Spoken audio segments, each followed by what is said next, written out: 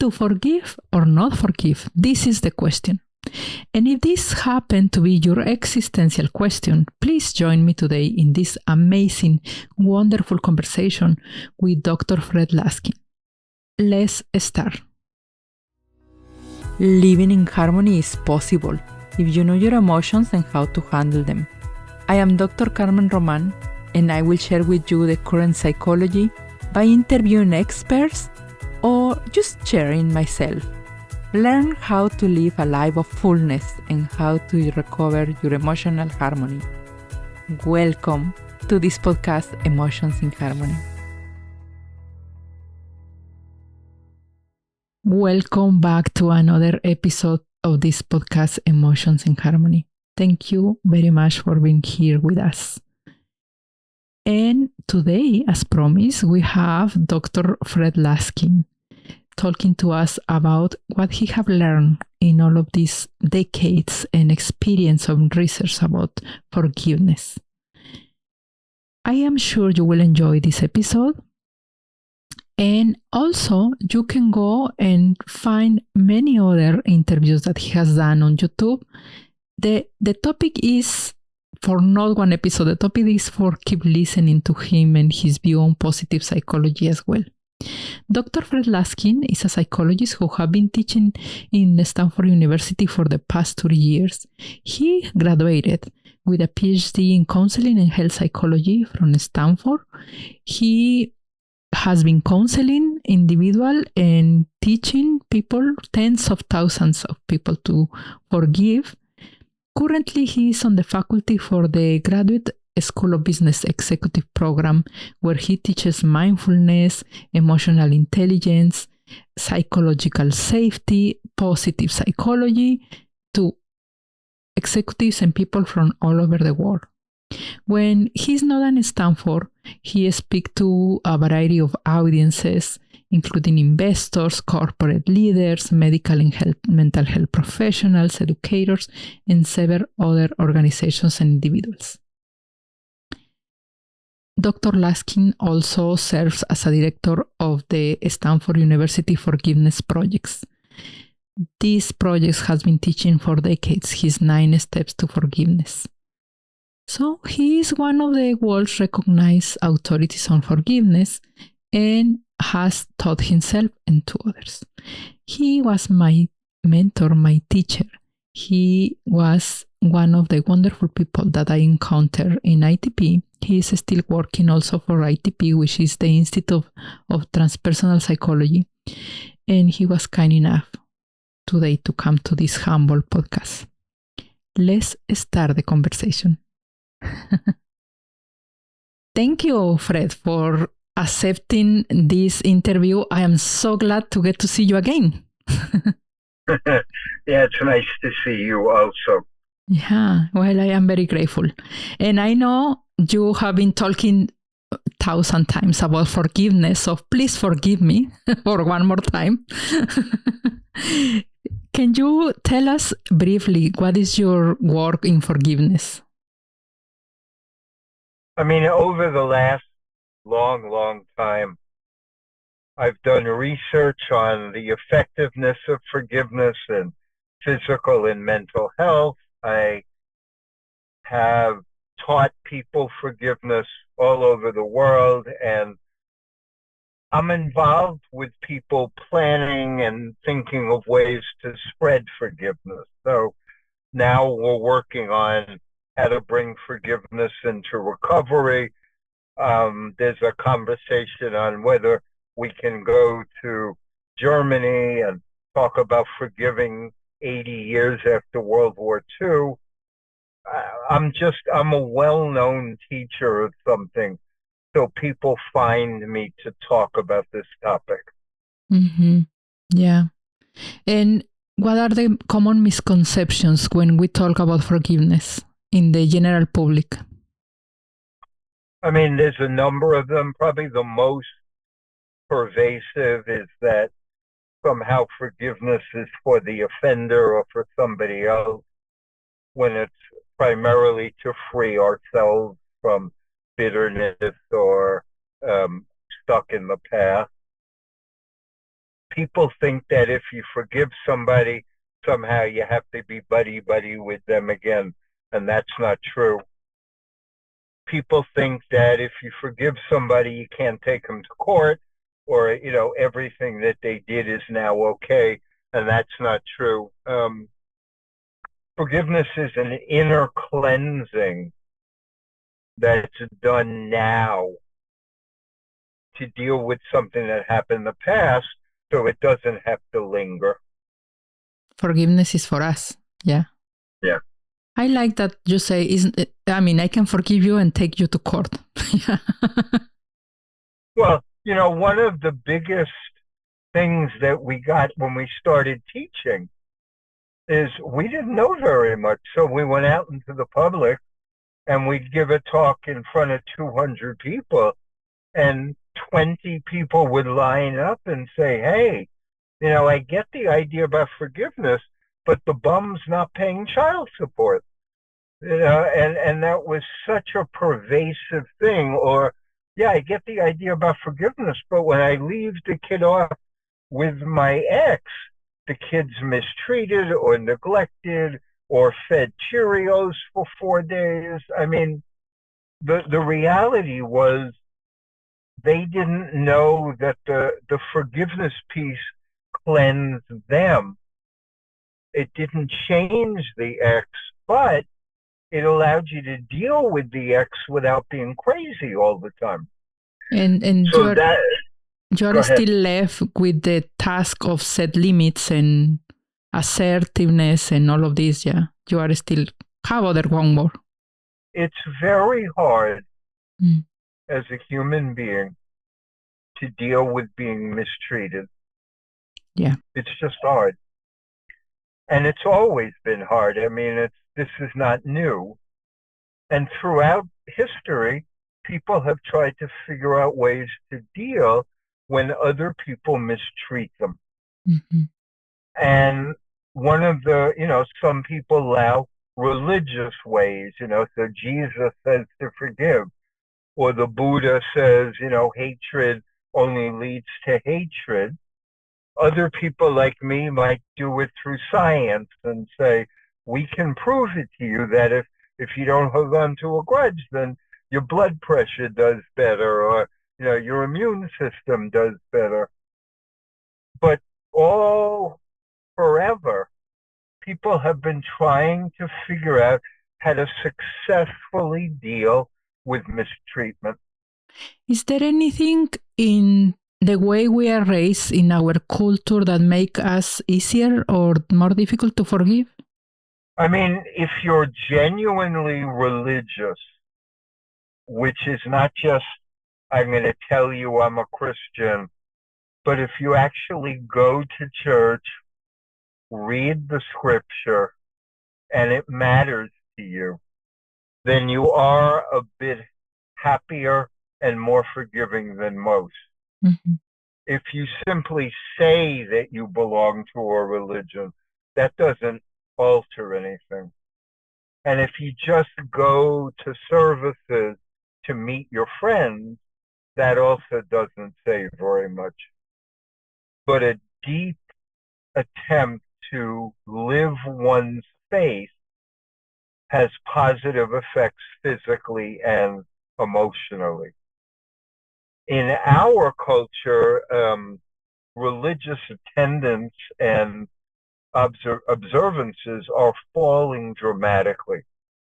And like over the last 50 or so years, the number of people who identify as religious, the number of people who go to church regularly is plummeting.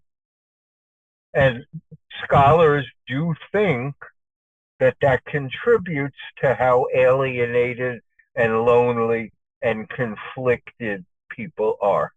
I can see why. And as I'm talking to you, I am bringing to my mind when I talk sometimes with particularly women, probably men and women that grew up in the mountains that are from indigenous background, they tend to be more okay like, okay, I was harmed, they was painful, but for some reason they tend to be more easy to, I will not accept, too easy to say this is part of life. Yeah. Yes. More easy to say, okay, something in the growing in the mountains that makes them more in tune with the process of earth or who we are as human beings. Well, that's got to be one of the deepest forms of mental health, Mm-hmm. is to recognize that suffering is a part of life. Mm-hmm. People suffer more when they don't have compassion for others and they're just focused on their own suffering. That's a contributor to more suffering, and also some expectation that I should never suffer, even though the world is full of it. Both of those things contribute to worse outcomes. Yeah. I mean, the more access we have to services, the more access we have to, the more righteous we feel, I guess, sometimes, yeah.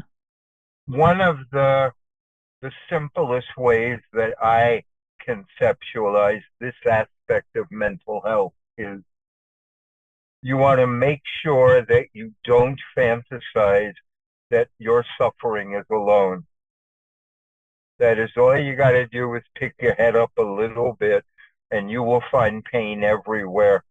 And if you can't find any in your own block, just go online and you'll find thousands of people who have suffered the way you've suffered. So that can build compassion. On the other side, if you count your blessings and notice the good or the abundance that has come into your life, then those are both simple practices to put suffering into perspective. Mm-hmm. Mm-hmm. And you are one after another answering all the questions that I had. But I want to explore, what is it after all of these years of researching? What do you think where we are going as a field of psychology? Yeah, what is our job in the field of psychology, but also as a humanity? What we are going to be accomplishing the next 100 years, or what we need to work on it in forgiveness? Yeah. I mean, I can tell you, in the field of psychology, the growth of positive psychology, the orientation of what's right about people and what strengths they have, and to build on already developed coping. That's a fabulous improvement. Secondly, the non-talk things that have become so common, like EMDR. I mean, you'd be a silly psychologist not to have some either access to that or training in it or refer people. Same thing with something like mindfulness. Like, everybody can learn to meditate.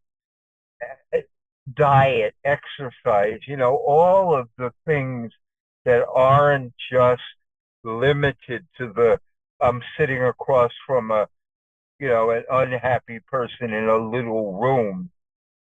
That has been a wonderful addition to psychology. Culturally, there's unfortunately a lot of evidence now about how unhappy the younger generations are. Mm-hmm. And so using that as a kind of metric, the researchers identified three trends that have led to that. One is the social breakdown, where people don't belong to groups as much. They don't go to church. They have fewer they belong to fewer clubs, and they don't go out as often on Tuesday night to get together with the guys or the girls. So there's a lack of community. Hmm.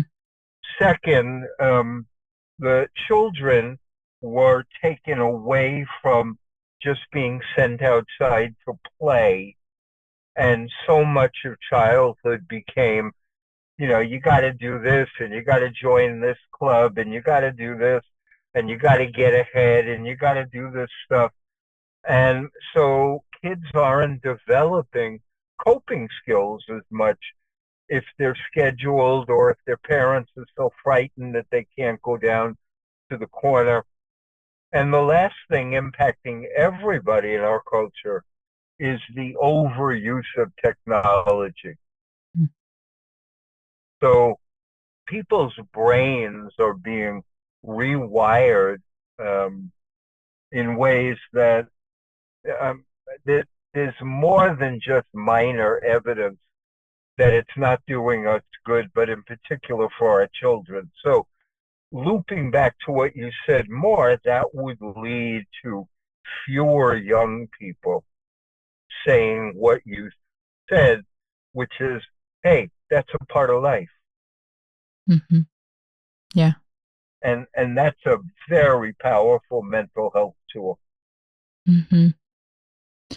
So the more we conquer in terms of knowledge or global access to information, the less we are prepared to do life, to be happy, to. It could be. Well, because we have less relationships and community. So the information we get is not deep and not personal. Mm-hmm. What we can do for our children and young people. I mean, that's really never changed. If you're a parent, you have to model what you want your kids to learn from you. Mm-hmm. So again, from the work that I do around forgiveness, so when parents would come see me, say, how do I teach my kids forgiveness? I said, show them it. Mm-hmm. Show that if you're arguing with your partner, you get over it. Like if they see mom and dad yelling at each other for dinner, but they come down in the morning lovey-dovey, well, they're learning about forgiveness. Mm-hmm. And the same thing with how you treat your children. If you hold a grudge towards your kids, then they're learning not to forgive. And that's never changed.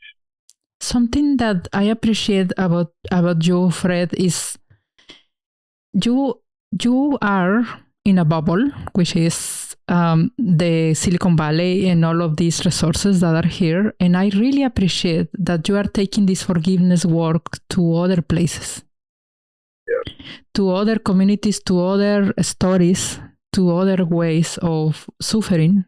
Yeah. So this is what I really appreciate about your approach to this research. But I will tell you that the most important place to practice forgiveness is in your home. Mm. That forgiveness matters more in the relationships that are important to you than, even if terrible things like you got hit by a hit and run driver. It doesn't matter that you forgive that person so much as it does you forgive your mom, you forgive your daughter, your best friend is late, you don't give him grief forever. Because those are the relationships that really matter in your life. And the reason forgiveness is so important is to maintain those relationships.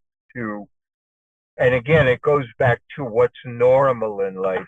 If you're married, your partner's going to be a total pain in the ass at times, and that's just part of life. And if your kids are going to grow up, so they're not going to listen to you so much. and they're going to fight with each other. And like having a little wiser acceptance is probably at the heart of what real forgiveness is. You know, it's like, this is life. And in particular, with the people close to you.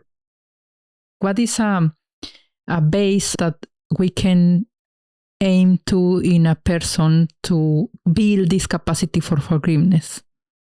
Like gratitude, resilience. What is around that we can? I'll tell you the two things that we would teach as the simplest entree is one, the second part of what you answered is the more grateful you are, the more likely you'll forgive. That if you recognize that, like I'm sitting here at a Whole Foods in Berkeley. So I'm looking, and I just met my, I guess, stepdaughter here. She's in college. But I'm looking out the window and the hills are there and it's beautiful. So if I can let that in, that, wow, you know, nice day, warm fall day with nice hills, that's a plus. If I can recognize that I just walked out of Whole Foods where I could spend money and get what I wanted, that's a huge plus.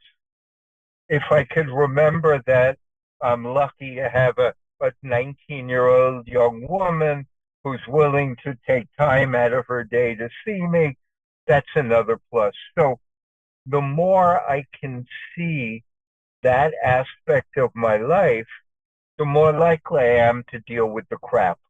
Yeah. Okay. And that is a crucial thing. The second piece is to ask yourself a really simple question when you're struggling with being hurt. Like, ask yourself just honestly, is the way I'm dealing with this working for me?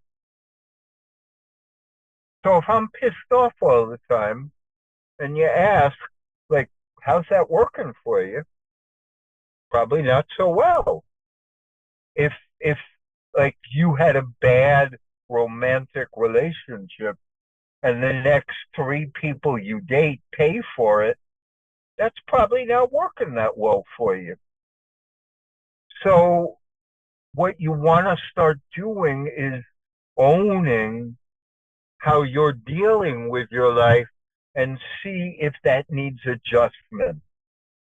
Those two foundational things are very strong for helping us have a better viewpoint. Yeah. What is the relationship between forgiveness and resilience? What's interesting is when we started to teach forgiveness, we taught it as a form of resilience. I don't see it quite exactly that way now, but I will say that it's very hard to be resilient if you can't release the parts of the past that you're stuck in. But resilience is a much bigger field, you know, it's like I can cope with life. I have methods of moving on. You know, it's a more encompassing thing. But like what I just talked about in relationship, if you struggle to forgive, you bring that struggle with you to other relationships, and so that impairs some of that experience. Resilience, if you had to focus on one thing, resilience is a damn good thing to focus on. And you'll notice if you're looking for resilience, some of the past hurts that get in the way are some of the biggest obstacles to being resilient. That's how I'd answer that now. Yeah, that makes sense. Is there anything that you want to add for our listeners or their takeaway? Yeah, people always give me that as the last question. And I have two general things. One is, it's a teachable skill. Okay. Like, you can be Christian, you can be Buddhist, the Christians are based in forgiveness, Jesus' statement, or you can be a complete agnostic or atheist and forgive, because it's a skill. You can come at it through spiritual, religious methods, or you can come at it just through coping skills. But it's really important to remember that it's a skill that you can learn and develop and read about and cultivate. Second, there's enough research to show that forgiveness is helpful for both physical, emotional, and relationship well-being. And that's a really good thing. Mm-hmm. Mm-hmm. Yeah. Thank you for saying that is a skill. We can learn it. Doesn't matter who you are. Doesn't matter your story. And I will say, with your permission, doesn't matter the level of being hurt. Yeah. Doesn't matter how deep or not deep. Yes. Yes. Okay.